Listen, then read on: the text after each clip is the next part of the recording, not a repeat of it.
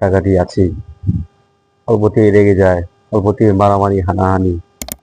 সেও কিন্তু সকালবেলা কিন্তু খালি পেটে বাসা থেকে বের হয়েছে। আসসালামু আলাইকুম। আশা করি সকলেই ভালো আছেন। আলহামদুলিল্লাহ আমরা ভালো আছি। আজকে হচ্ছে গিয়ে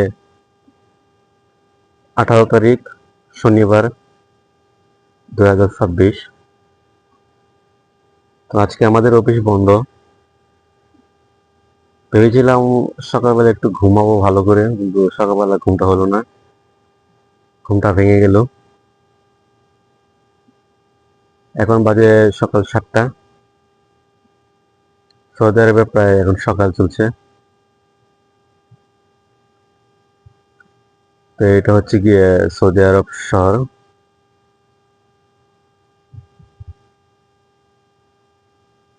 দেখতে পাচ্ছেন, এগুলো হচ্ছে গিয়ে সৌদি আরবের প্রতিটা বাসার যে ছাদ, সেই ছাদগুলো।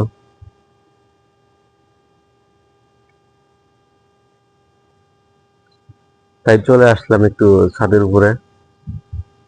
ছাদের উপরে এসে একটু হাঁটাহাঁটি করছিলাম। আমরা আমাদের দেশে গ্রাম অঞ্চলে যখন আমরা সকালবেলা ঘুম থেকে উঠি, তখন কিন্তু আমরা এই পাখির যে কিচিরমিচির ডাক আছে, সেই সকল ডাক শুনেই কিন্তু আমাদের ঘুমটা ভাঙে। তো আমি যখন ছাদে আসলাম, তখন এই পাখির যে কিচিরমিচির ডাক, সেই ডাকগুলো আমি শুনতে পাই। এবং তখন আমার সেই গ্রামে যে থেকেছিলাম, সেই কথাগুলো আমার মনে পড়ে যায়। সকালবেলা ঘুম থেকে যখন উঠলাম গ্রামে, তখন উঠেই কিন্তু এই পাখির ডাক শুনতে পাই। পাখি কিচিরমিচির করে ডাকছে। তো সৌদি আরবে এসে এই পাখিগুলো আমার সেই কথাগুলো মনে পড়িয়ে দিচ্ছে।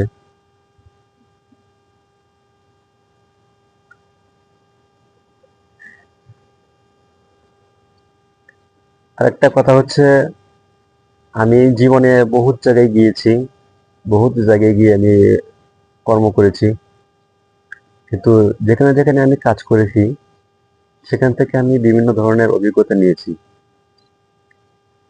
যেমন আমি এখন সৌদি আরবে আসছি। সৌদি আরবে যারা প্রবাসী ভাইরা আছে, তাদের জীবনটি কিভাবে কাটে, তারা কিভাবে থাকে সৌদি আরবে, তাদের দিনগুলো কিভাবে যায়, এটাও কিন্তু একটা অভিজ্ঞতা নেওয়ার বিষয়। তো আমি তো সৌদি আরবে এসেছি, আমি এখানে এসে অনেক কিছু শিখতে পারলাম, অনেক কিছু আমি জানতে পেরেছি। এটাও মনে করেন যে একটা যুদ্ধের জায়গা। এখানে নিজেকে যুদ্ধ করে নিজেকে বাঁচিয়ে রাখতে হয়, নাহলে এখানে টেকা যায় না। আমার অনেক বন্ধু বান্ধব ছিল, তারাও কিন্তু সৌদি আরবে এসেছিল। তারা 3 মাস বা 4 মাস সৌদি আরবে বসবাস করে তারা চলে গিয়েছে দেশে। তারা বলেছে তাদের মধ্যে বা তাদের জন্য এই সৌদি আরব না, তারা এখানে থাকতে পারবে না, খুব কষ্ট হয়ে যায় তাদের জন্য এখানে থাকা। তারা আমাকে এটাই বললো যে সবাই পারবে না সৌদি আরবে থাকতে।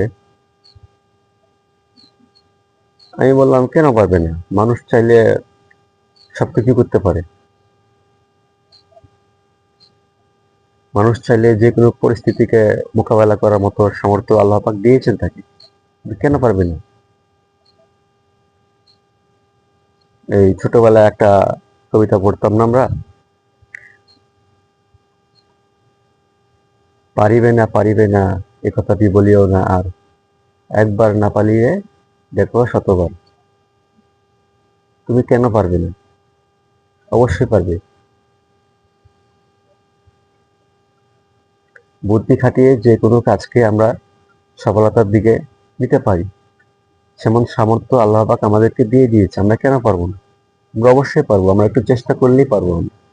কিন্তু আমাদের, আমি যেটা দেখলাম আমাদের যে বাংলাদেশের মানুষ আছে, তাদের মাথায় তো আল্লাহ পাক জ্ঞান বুদ্ধি দিয়েছে, কিন্তু তারা কখনো সেই মাথাটাকে ভালো কাজে ব্যবহার করেনি। আমি যেটা দেখলাম, বাংলাদেশে তো আমি থেকে আসছি, মানুষ এই জমি নিয়ে মারামারি কাটাকাটি আছে, অল্পতেই রেগে যায়, অল্পতেই মারামারি হানাহানি, এগুলো হচ্ছে আমাদের দেশে এখন। কেন ভাই, এই 2 দিনের দুনিয়ায় কেন এত রাগ আমাদের মাঝে? কেন এত অভিমান আমাদের মাঝে? এই যে আমার সামনে দেখতে পাচ্ছেন একটা কবুতর,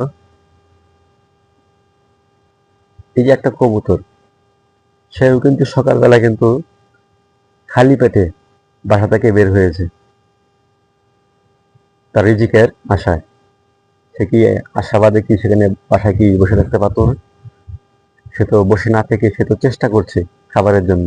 সে এখানে সেখানে ঘুরে বেড়াচ্ছে, সে খাবার নিয়েই বাসায় যাবে, তার আগে সে কিন্তু বাসায় যাবে না। এখান থেকেও আমাদের শিক্ষা নেওয়ার বিষয় আছে, কিন্তু আমরা শিক্ষা নিতে অভ্যস্ত নই।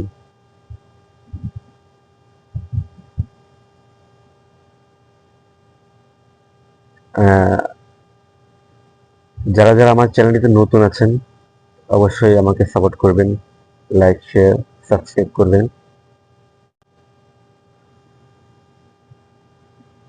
তো আজকের মতো এখানে বিদায় নিব। আপনারা সকলে ভালো থাকবেন, সুস্থ থাকবেন। আল্লাহ হাফেজ।